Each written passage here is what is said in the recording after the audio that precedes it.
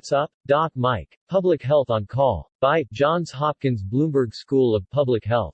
Today's topic for September 6, 2020. Back to School 2020, what leaders, teachers, and parents need to know to plan for the year ahead. Thank you, Johns Hopkins Bloomberg School of Public Health.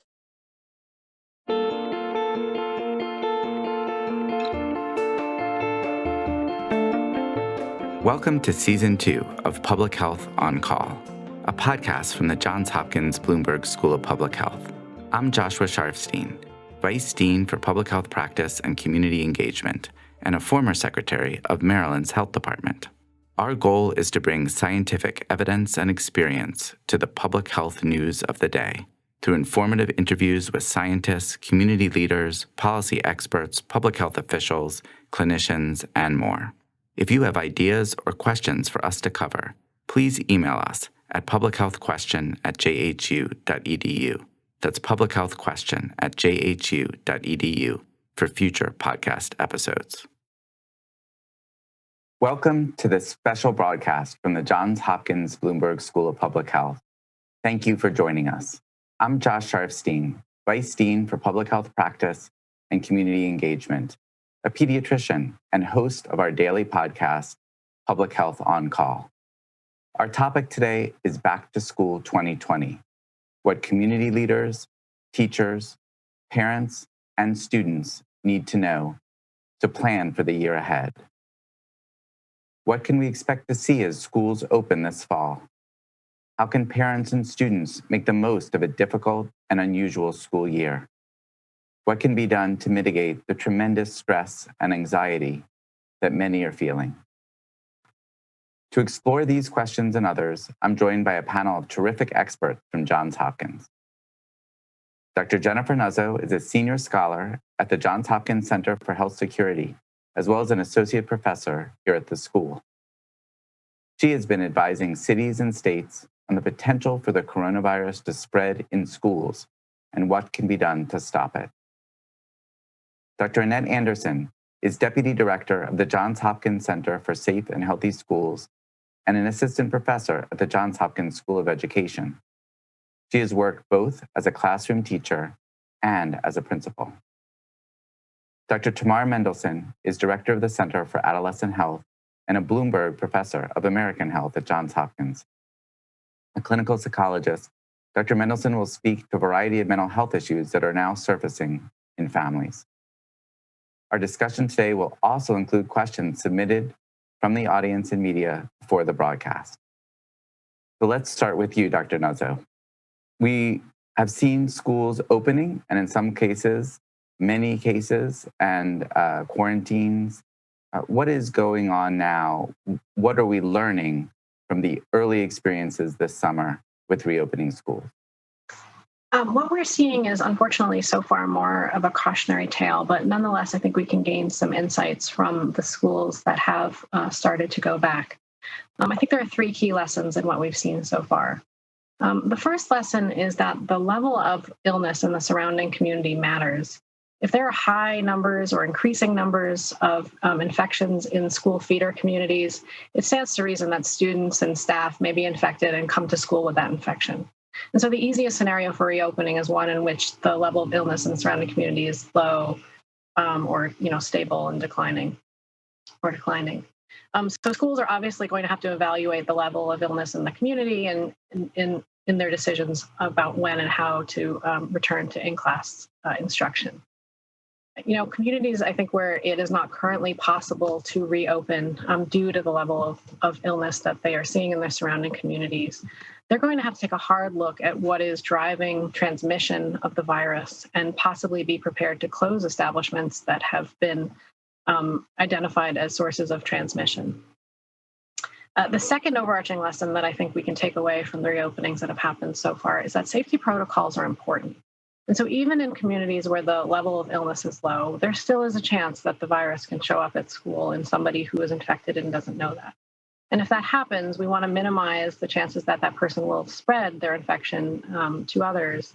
And so having interventions aimed at reducing that probability, things like masks, maintaining physical distance between students and staff, improving ventilation to the extent that is possible, and staying outdoors as much as possible can play an important role for making the school environment safer and reduce the likelihood that a virus will be transmitted in school.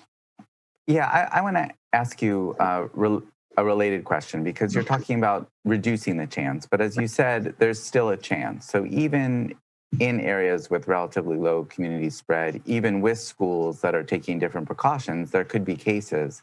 So a question is, how should people prepare for that? What are the kinds of protocols and really ways of thinking that we should have to be ready for that possibility?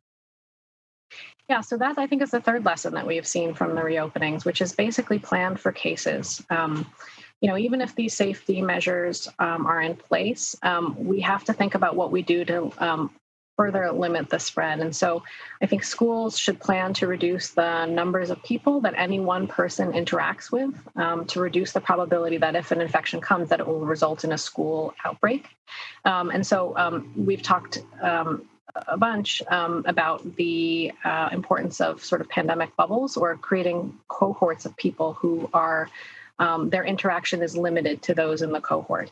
And what that will achieve is that if one of those people is infected, we then know who was exposed to that infected individual. That makes assessment much easier. And also, we have potentially limited who else has been exposed, so prevented that from happening. So are you saying in part that parents, teachers, others should know what the protocol is if there's a case? Absolutely. This is something that schools are going to have to plan for. They're going to have to figure out what they're going to do if there is a case. I think actually CDC has some good guidelines for schools on how to do these assessments, but schools need plans beyond just trying to assess what this means for the school, what the level of infection is likely in the school at that moment. Also communication plans to, allay the concerns of, staff and parents. And then also think about how they're going to react. Hopefully with the cohorts, they won't have to close the entire school unless they find that the infection has spread beyond that cohort, or that there was a breakdown in who was exposed. But decisions about what will be closed and when, who will be quarantined, and crucially, what the triggers are for returning.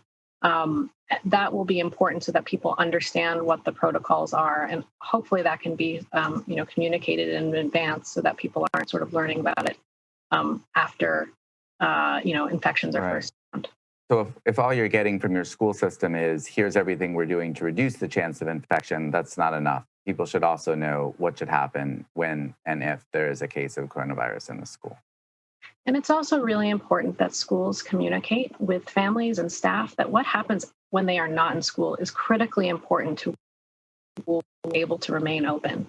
And if families and staff are committed to making decisions that otherwise reduce their exposures, that can have an important impact. What we've seen in other countries when they have reopened schools is that when cases have been found in the schools, they are not infrequently linked to sort of social events that happen outside of school hours and outside of school settings.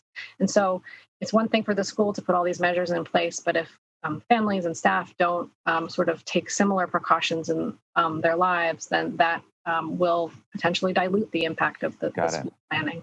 Great, thank you. I want to turn to you, Dr. Anderson, for the educational perspective. This is under, even the best case scenario, a very difficult year. What can parents, teachers, students do to make the best of this situation? Well, I would agree with Dr. Nuzzo that schools need to be prepared that there will be cases. What I would add, though, is that while it may seem impossible, this year, schools will have to show that they are able to go the distance in terms of delivering strong academic rigor in their content this year. So whether it is in an online or a face-to-face or a hybrid environment, schools will have to show parents and to one another that they are able to deliver strong academic rigor consistently across the year. There may be cases this fall, but whether the schools will start in a face-to-face version and then go to a hybrid or an online version, they need to make sure that they do have some plans in place to make sure that the instruction is consistent. When we had to pivot in the spring to close schools, we know that there was a little bit of grappling and schools were trying to figure out the new online environment. But going back in the fall, schools will have an imperative to make sure that all of the classes, whether they are in a hybrid or an online or a face-to-face format, that there's consistency in the rigor that is delivered in the content. How can parents know whether that's the case? So a school might say, we've got it covered this year, don't worry. But what are the kinds of questions parents should ask to know whether there will be rigor in the academic offerings? Absolutely. I think they need to look at the synchronous versus asynchronous time. So I think every school has to develop a plan and should have communicated that plan to families around how they are going to implement the curriculum. We know that there have been some interventions that have started, but those have had a mixed success rate right now. So we need to make sure that all students are getting grade level curriculum. So parents should be looking for that. Parents should make sure that their students are frequently engaged in learning, whether it's asynchronous or asynchronous, and that there is some kind of schedule or calendar that can be routinely expected for every student, no matter what the platform is. So I think starting there in the fall will be really important for parents to start to rebuild their degree of trust in the level of instruction being academically rigorous. Great. I want to ask you about what your biggest concerns are. Well, I think one of my concerns is that we need to continue to get this message out about prevention and reducing the numbers of cases that we're starting to see crop up in children. There was a recent CDC report that said that of the children who have been hospitalized with COVID-19, 76% of those children were African American or Latino. And so we know we've got to redouble our prevention efforts in schools and places that serve children, like early learning and childcare centers. I think I also have a big concern that as we go back to school in the fall, that we need to think about having more outdoor and experiential learning. We need to think about how we can do some of this instruction outside. And I think we also need to be prepared for us to think about equity. Again, we know that, despite the redoubling of efforts in districts to try to get devices to children, there's still a backlog in the number of devices and hotspots that are available to some of our students. So we need to make sure that we are being more consistent and bringing everyone up to the same level if we're going to deliver online content this fall. Great. One more quick question for you. What do you make of this trend of parents forming pods, sometimes with the blessing of the school, sometimes outside the school, maybe joining up with a bunch of other parents and a group of kids to either directly educate the kids or be sort of monitors for online learning?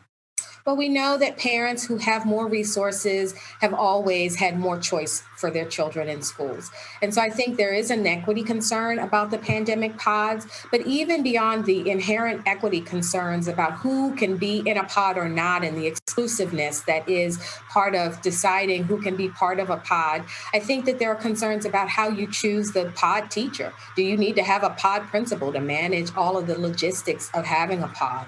You need to wonder about whether or not the pod is going to be acceptable to your school district or not. Is it meant to supplement or to supplant the existing work of your school?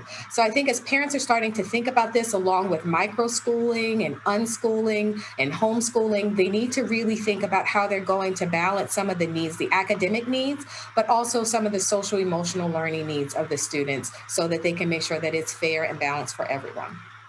Great, thank you. Dr. Mendelson, we heard Dr. Anderson just reference at the end there the social and emotional learning of students. There's also even, beyond that, the mental health stress that is there now. Kids who don't know what's going to happen yet with their school, the parents who are very stressed about work and their ability to have their kids remotely learning.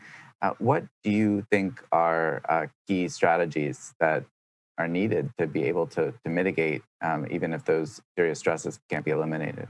Yeah, so parents and teachers should really make sure to acknowledge and validate how young people are feeling right now. So really giving them a space and an opportunity to feel and express their stress, their frustration, what they may be going through in terms of losses. And I think teachers and parents can also really try to address pressing youth needs. So, Dr. Anderson mentioned some of the equity concerns. There are certainly, for example, some students who have larger barriers to engaging academically right now due to the digital divide, not having enough access to the right technologies, or other kinds of barriers. So, teachers can really be creative in helping these young people engage and sort of overcome those additional frustrations that may be due to feeling shut out of the educational experience. And then finally, I think adults can really model positive coping right now. So this is an opportunity for young people to learn about flexibility, giving each other grace, dealing with imperfections and difficulties. So adults can help with that.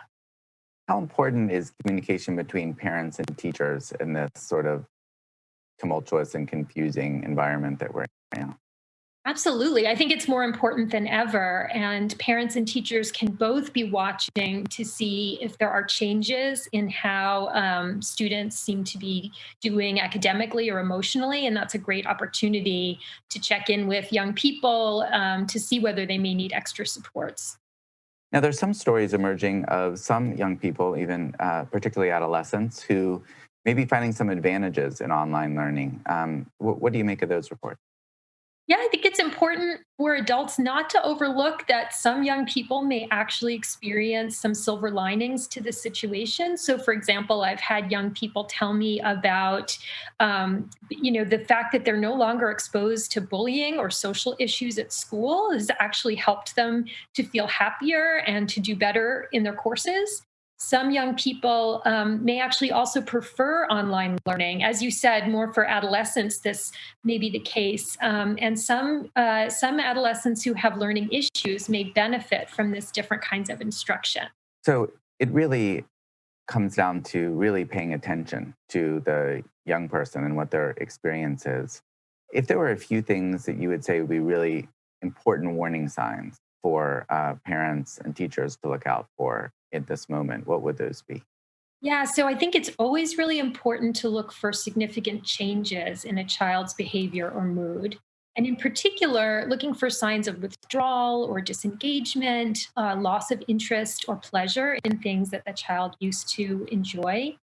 Those can be important signs. And check in with your child. Give them opportunities to tell you about how they're doing. And if you do feel like you're seeing some of those signs, please do link with school or local mental health services for assessment and treatment if needed. Those things are available and can be very, very useful. Great. Thanks so much. I want to turn to some of the great questions that we've received prior to us starting the podcast. And the first one is for you, Dr. Nuzzo, which is what data should be made available publicly to see if school reopenings are successful? I think it's important that we understand when infections come to the school and what the outcome of the contact investigations that are occurring, hopefully as soon as those infections are identified, and what the plans are, what the outcomes of the contact investigation. If they find people who have been exposed and they may be quarantined at home, we should know if they also became infected so that we can have confidence in potentially returning to school that the virus isn't spreading within schools.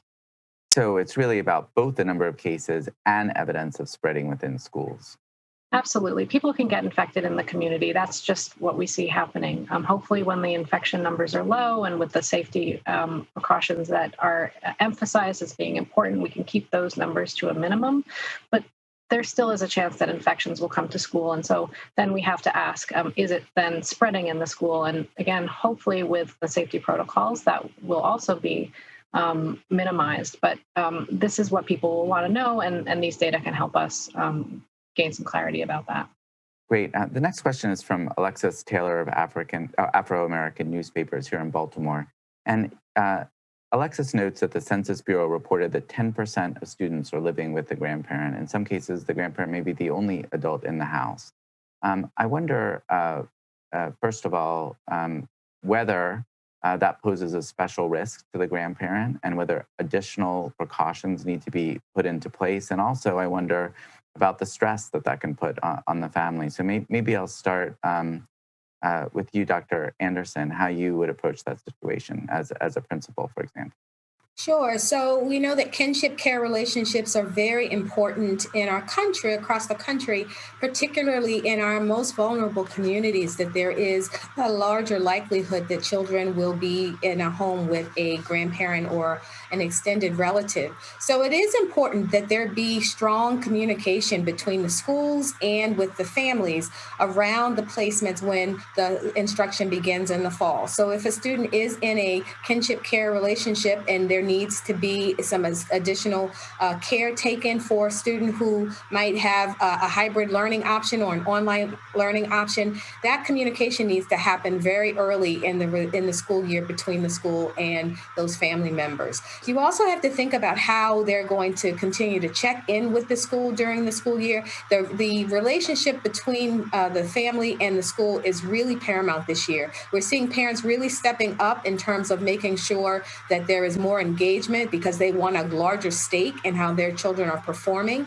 And so whether those are like the birth parents or whether they're adopted parents or kinship care, we need to make sure that that communication comes from the school regularly and that the school is doing all that it can to understand the complexity and the dynamics of the different relationships of the students that are in their care so that they can accommodate their learning styles and needs to the best of their ability. So it may be in some cases that some of those kids will have to do online learning if it can't really be worked out. In other cases, there may be enhanced communication that's necessary to really assure the grandparents of how things are going. Absolutely. That's why I say schools have to be flexible. They have to be ready to be able to deliver content in all three options, whether it's virtual, face-to-face. They have to be able to do it. And it comes from having that relationship with their parents that they're able to understand how to meet the parents' needs this fall. Got it. Dr. Mendelson, I want to ask you a question that we got about students with special needs who may have problems wearing masks, who may have very close relationships with people at school, may also, be expecting to hug them. The question is, what can be done in this circumstance to help kids in that situation?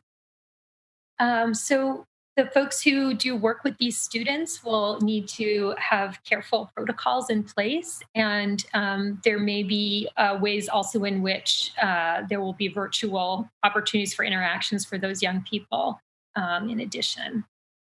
I'd also join that with what Dr. Mendelson just said to say that I think that school buildings that are virtual may be able to open those campuses, those facilities for special needs students and students who are in targeted smaller groups like gifted students, for example, so that they can come in and get their instruction in a face-to-face setting, albeit in a smaller group. So you may not have the entire campus open for all students, but for those students who are special needs, we know in many cases those students thrive when they are in a face-to-face environment.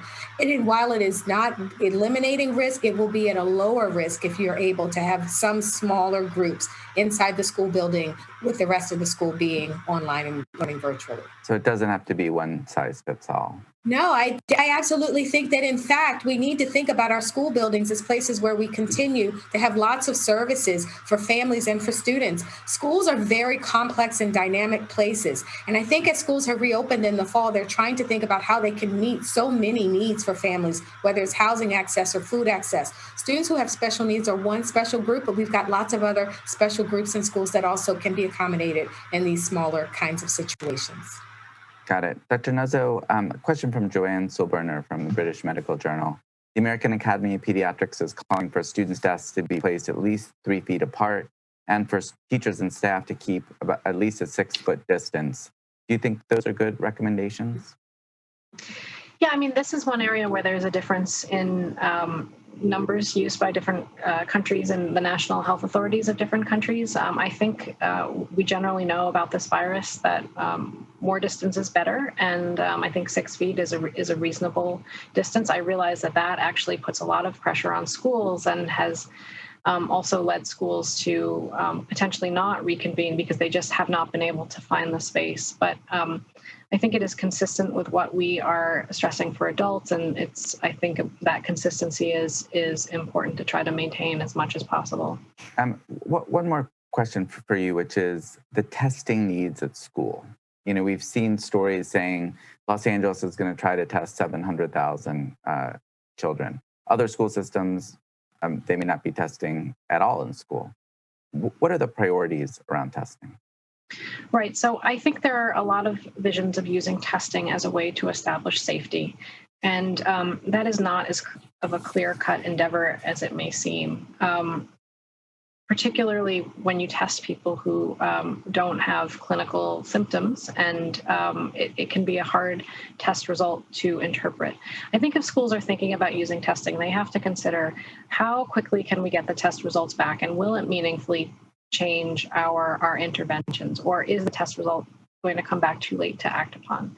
Two, what do we do if we get the answer wrong, if the test result in some way doesn't give us the right answer?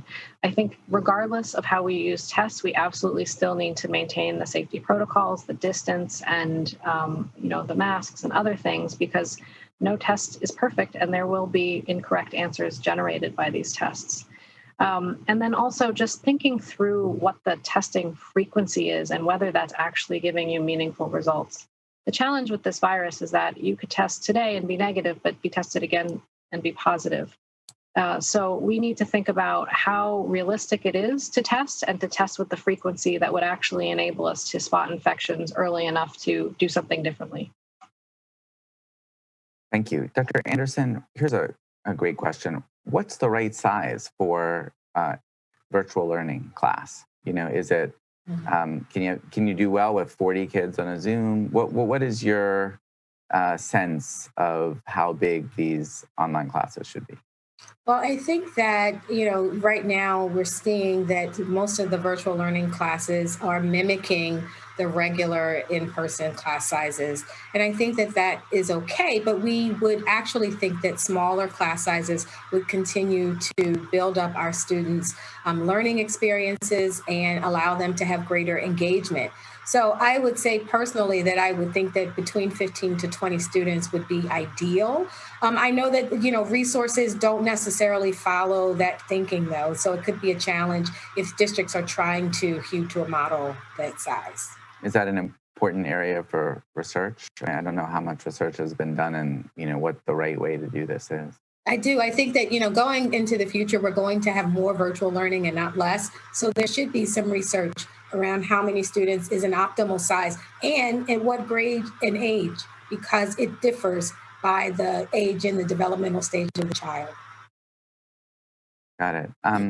We got a question saying that in a particular school district, they're encouraging kids to have mask breaks, that they allow them to take the masks off even while they're still in the classroom, or a lot of kids in the hallway taking the mask off, just have a break in wearing it. Any thoughts from any of you? I would just say I'd go back to the schools in Israel, because there was some anecdotal belief that that was how the COVID case numbers started to rise again, because they were having mask-free lunch periods and mask-free afternoons, and then mask-free days. I think that we have to help our young people to know how to keep their masks on. This is unprecedented in that we're asking 7 and 8-year-olds to keep masks on for 6 and 7 hours. So whether or not that's comfortable for them is still yet to be determined in many cases. But I think that we have to have more practice around how students can get incentives, in fact, for being strong adherers to this mandate, because it's part of the safety protocol, and schools are going to have to take that up. And so it may be better if to think about doing that outside where kids are really far away from each other than in a crowded classroom. Absolutely. Here is a question, Dr. Mendelson. I'm going to just read it directly. I'm a school nurse. Is there anything I can say or do to help allay the fears of my pregnant teachers, aside from reinforcing all the things they should be doing, hand washing, masks, etc.? They're just so scared. And I guess the question really is, how do you cope with that kind of fear? It could be a pregnant teacher, it could be someone else who is just extremely worried, perhaps because maybe they know someone or someone in their family has already gotten quite sick from COVID. Yeah, I mean, I guess one thing I would say just from the mental health perspective is how important self-care is during this time. I mean, I think across many different groups of people, there are significant anxieties about how COVID may impact oneself, a child, a pregnancy, an older relative. So I do think taking time to do whatever it is that helps you to cope and to be calm is really important. There are tons of mindfulness apps and other kinds of strategies that can be used for self-care. Obviously, keeping informed about the best safety protocols, and then balancing what risks you have to take versus which ones you can safely avoid. All of those are important, I think, to feel that you're at least doing all you can do to protect your baby, your pregnancy, in addition to the self-care. Thank you. I just maybe chime in on that for a second, which is that, I'm answering this as an epidemiologist, but also as a parent. And I do think that the school situation will be best when people feel generally fairly confident about being there. And I think for teachers and staff with that are in known risk groups, that school districts should really think about potentially alternative assignments for them. I think there are some teachers who are better equipped to be in the in-classroom environment, given their life situation than others, and certainly teachers who are advanced age, but also potentially those with risk factors. I think creating some room for flexibility and potentially involving the teachers with risk factors in the remote education, which will probably have to continue to some extent, even in school districts that have allowed in-person instruction to resume. I would echo that, and some schools are taking those measures, which is great. Well, I think the concept of flexibility and some humility in the face of the virus, especially as we're seeing all these cases in schools right now, are just really important themes. We don't know what's going to happen. These really important entirely. We have principles of what can make schools safer, and following those principles is extremely important. And we will learn as we get into the fall. I really want to thank the three of you for joining today, and for all of you for watching. This webcast is just one of the many ways Johns Hopkins University experts are sharing their knowledge on the COVID-19 pandemic.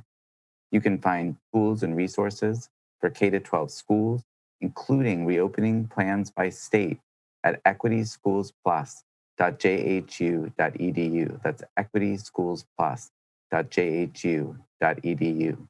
You can also find expertise from across our university, including our map dashboard and data center at coronavirus.jhu.edu.